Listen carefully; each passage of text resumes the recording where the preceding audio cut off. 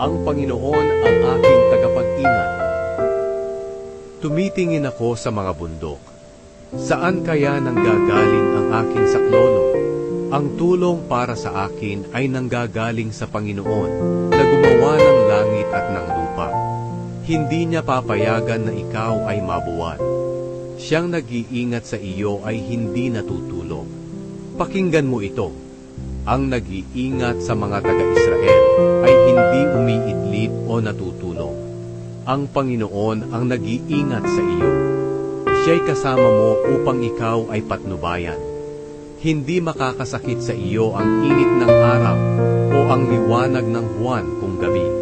Iingatan ka ng Panginoon sa anumang kapahamakan. Pati ang buhay mo'y kanyang iingatan.